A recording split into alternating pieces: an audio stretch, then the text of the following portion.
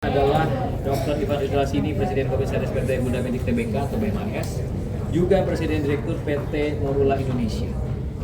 Sebelah kanan Dr. Ivan adalah Dr. Beni Arifin, ini adalah dokter dari Morula Surabaya. Sebelah kiri yang paling cantik Dr. Susan dari Morula Bandung. Dan di depan teman-teman ini adalah dokter dragonnya Morula istilahnya, dokter naganya. Tapi tidak mengeluarkan api ya, mengeluarkan anak oleh ini ya. Ini jagoan-jagoan kami semua hadir di depan Anda. Saya akan mulai dengan pertanyaan dengan Dr. Ivan. Dok, tadi ada yang menarik di atas stage, selama masih ada harapan betul layak diperjuangkan. Itu bagus banget, Dok. Boleh cerita dari situ dulu? Iya, terima kasih teman-teman buat teman-teman yang bisa hadir pada sore hari ini.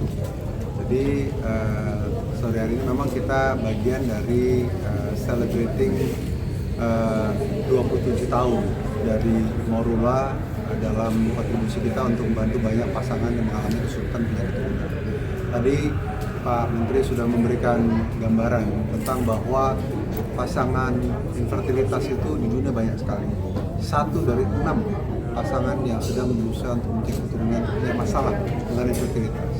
Dan infertilitas itu sudah dideklar sebagai penyakit oleh WHO sejak 2019. Jadi sudah saatnya untuk kita juga tidak malu untuk mendiskusikan ini karena memang ini adalah isu yang harus dicari obatnya. Nah, kita melihat bahwa banyak sekali informasi yang belum beredar dengan tersosialisasi dengan baik. Sehingga pada saat kita mengetahui bahwa kita itu punya masalah dengan infertilitas, kita sering muter-muter. Cari sana, cari sini, kata teman sana, kata adik sana, kata kakak sini, kata ibu sana. Sehingga yang terjadi adalah dilewat.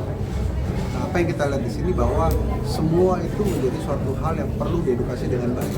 Karena pada saat pasangan itu telat berobat, kita memang akan berhadapan dengan beberapa isu. Isu pertama adalah usia perempuan itu ada batasnya terhadap kapasitas telur untuk bisa terjadi kehamilan. Sehingga kalau memang katakanlah kita semakin tambah usia, untuk kans untuk hamil lebih rendah. Kita tahu bahwa kalau bicara tentang kans itu tentu tidak akan pernah 100%. Tapi kita lihat bahwa kans itu adalah kalau di bawah 35 tahun akan jauh lebih baik sekitar 50-60%. Tapi kalau udah tambah usianya, kita akan berkurang angka keberhasilan kehamilan. Nah, yang paling penting message tadi, kapan kita melihat harapan itu ada? Harapan itu akan selalu ada. Tapi pertanyaannya adalah kita harus bisa melihat harapan itu secara bijaksana.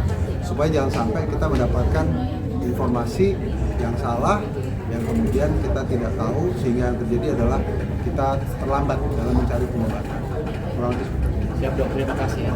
Kalau direlasikan ke Morula 27 tahun berdiri dok, terus saran agar memilih tidak, agar calon pasien tidak salah memilih dengan 27 tahun di Morula, boleh gimana? 27 tahun itu bukan waktu yang sebentar, cukup lama. Dan Morula saat ini sudah mempunyai pengalaman dalam asam garam, dalam pengelolaan yang kita selalu menitik beratkan terhadap kehati-hatian, kualitas dari outcome, dan standarisasi yang tentu dalam hal ini penting sekali untuk bisa meyakinkan bahwa pengobatan di Indonesia itu memang harus mengikuti standar yang baik. Dan standar di dunia, khususnya di daerah kita ini di Asia Tenggara, kita merujuk kepada standar internasional di Australia yang namanya ARTEC. Morula sudah hampir 9 tahun diakreditasi oleh ARTEC untuk memastikan bahwa quality dari outcome itu berjalan dengan proses yang kita pantau secara international benchmark.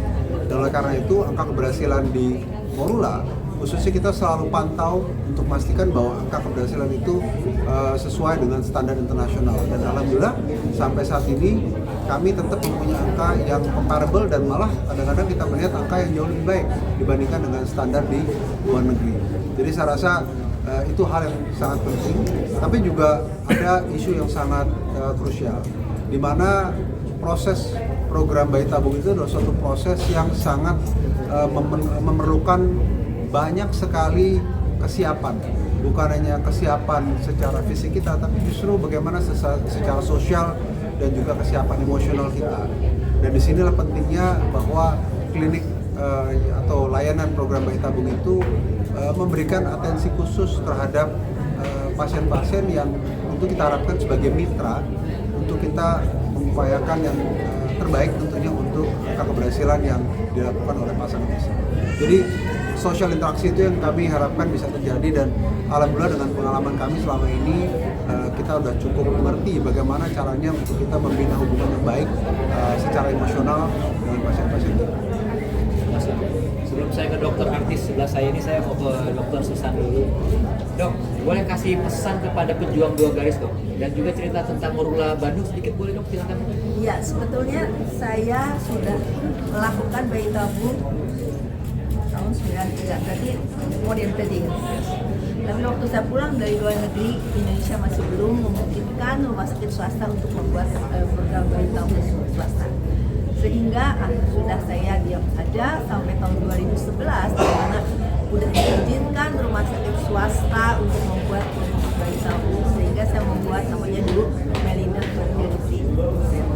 Tetapi setelah saya ketemu dengan dokter Ivan tahun 2016, saya langsung, dok, saya mau bergabung. Kenapa? Saya lihat Morula itu jauh lebih hebat lah kalau saya lihat di center saya, semua diri saya. Dan dokter Ivan itu sangat visioner. Apa yang dilakukan di luar negeri, di Morula sudah bisa dilakukan. Jadi saya dengan mantap akan terus bergabung dengan Morula untuk membesarkan yang di Bandung. Jadi saya melihat banyak sekali manfaatnya saya bergabung dengan Morula itu.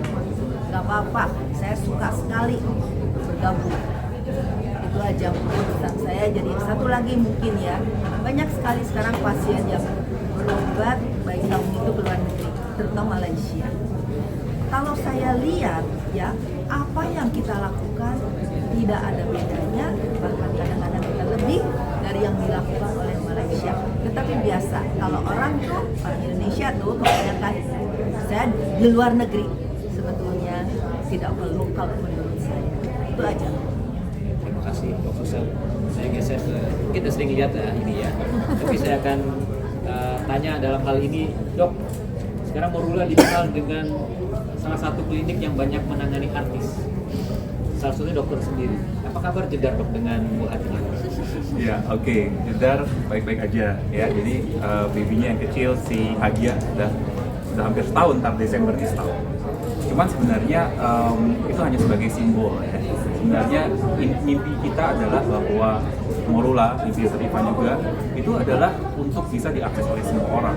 Ya, mungkin apabila ada artis, kebetulan di dalam ada Denny Sumargo, ada Olivia, ada Asmiranda dan sebagainya, ini hanyalah sebagai bentuk salah satu simbol bahwa we are trusted, kita terpercaya.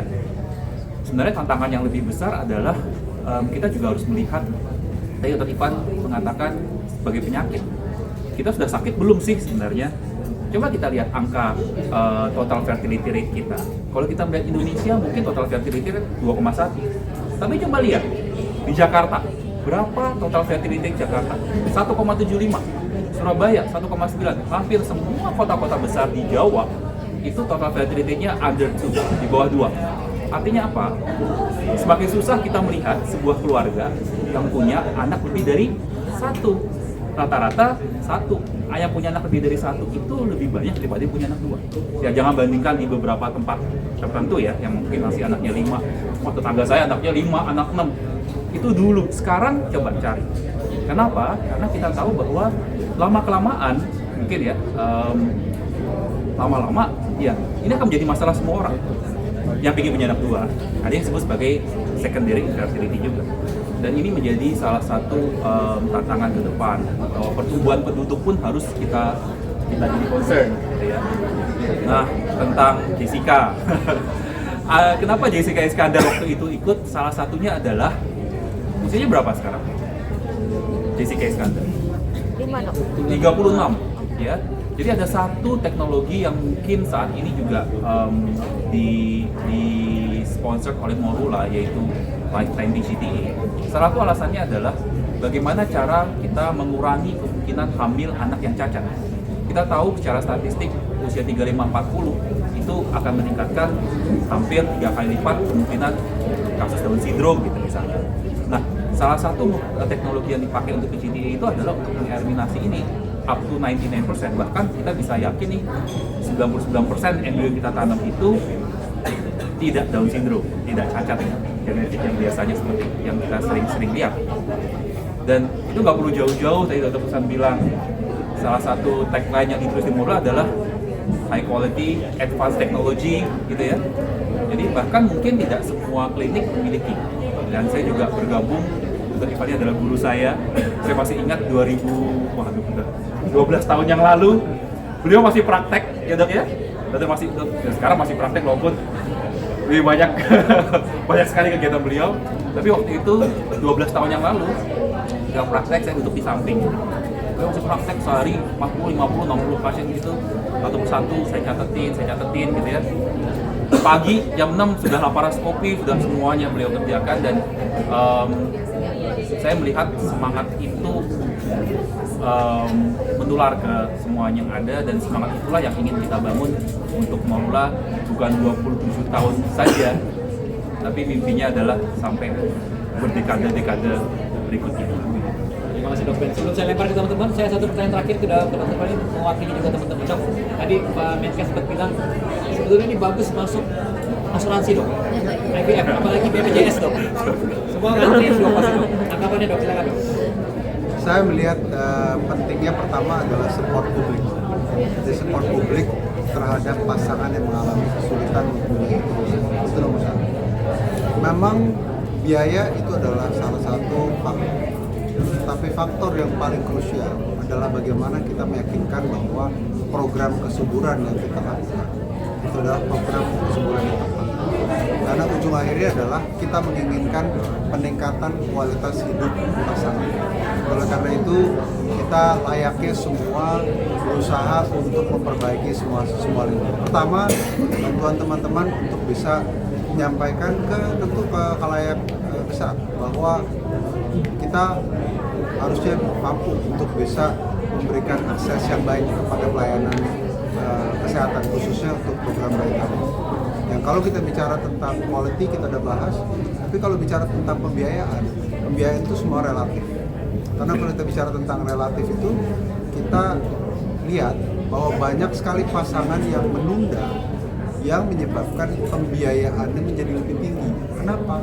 Kalau pasiennya lebih tinggi usianya, lebih tua, biasanya dosis obat yang diperlukan untuk membesarkan telur itu lebih tinggi, biayanya lebih mahal, prosesnya lebih susah, angka keberhasilannya lebih rendah. So message-nya adalah pembiayaan penting, tapi kita mesti lihat bahwa ini adalah suatu proses yang mesti dikalkulasi secara cost effective. Cost effective gimana? Berobat pada waktu yang memang tepat, yaitu pada usia yang lebih rendah tentunya, khususnya untuk perempuan. Kira-kira. Thank you dok. Ya kita buka. Silakan yang mau bertanya. Kemarin dan Saya agak agenda puncak anniversary tahu dari kemarin sampai hari ini. Jadi 27 tahun ini adalah suatu upaya kita untuk mensosialisasikan bahwa banyak pasangan yang mengalami kesulitan mempunyai keturunan yang tidak tahu bahwa mereka itu sebenarnya mempunyai penyakit. Dan kita juga ingin menyampaikan bahwa permasalahan fertilitas itu bukan hanya masalah si pasangan tersebut, yang melibatkan socio-ekonomi sistem yang ada di sekitar dari pasangan tersebut. Hari ini juga kita menyampaikan dan mengundang bahwa pasangan yang mengalami kesulitan keturunan itu bukan hanya pasangan commoners, dari mulai menteri, pejabat, sampai orang yang barangkali mengalami kesulitan keuangan pun, semua punya masalah yang sama. 1 dari 6 pasangan punya. Ini adalah pentingnya kita untuk bisa mengedukasi. Yang kedua, kami juga ingin sama-sama mengajak bahwa layanan program bayi tabung di Indonesia itu as good as, if not better, dan dengan pelayanan yang ada di luar negeri seperti di Malaysia, di Thailand dan lain-lain. Dan kita harus bisa meyakinkan pasien kita bahwa yang kita butuhkan adalah pengobatan, bukan jalan-jalan berobat ke luar negeri. Jadi kalau kita ingin percaya bahwa pengobatan kita baik di sini, dan artinya kita perlu sekali untuk bisa memberikan keyakinan kepada pasien. Mudah-mudahan 27 tahun ini bisa memberikan statement yang tentu meyakinkan bahwa kita itu berpengalaman, jauh lebih berpengalaman dari klinik-klinik bayi tabung yang ada di luar negeri. Pindah dari Singapura. Ya. 27 tahun ini untuk nextnya ada beberapa bagian dari Morula dan mungkin ada kota-kota yang akan mau dijangkau oleh Polri sendiri. Ya. Next year. Jadi kami memang melihat bahwa ada 4 isu terhadap pelayanan program bayi tabung. Nomor 1, isu terhadap accessibility. Jadi memang kita harus bisa menjangkau daerah-daerah di mana pasangan yang mengalami kesulitan punya keturunan itu tidak mendapatkan akses yang sama. Yang kedua adalah quality. Di mana quality services itu memang menjadi angle yang sangat penting sekali. Yang tentu itulah tugas kita untuk menjaga baik dari dokter, perawat, embryologis, termasuk sampai prosesnya itu mesti tersadar dengan baik. Yang ketiga adalah dari sisi affordability, gimana cara kita membuat treatment itu cost effective. Seperti yang saya bilang tadi, the younger the women the better. Yang keempat adalah bagaimana kita bisa mensosialisasikan dengan program yang baik. Branding program itu sangat penting untuk bisa meyakinkan ke pasien kita bahwa berobat ke luar negeri is not better than what you expect to have a treatment locally di Indonesia. Itu penting sekali, Pak. Jadi kalau kita bicara kemana mau melakukan ke depannya, kita akan membantu untuk mengakses 4 angle tersebut untuk kita tentu baik itu menambah klinik, menambah dokter, menambah facility, dan juga area mudah-mudahan adalah bisa membuat treatment itu jauh lebih affordable. Mudah-mudahan.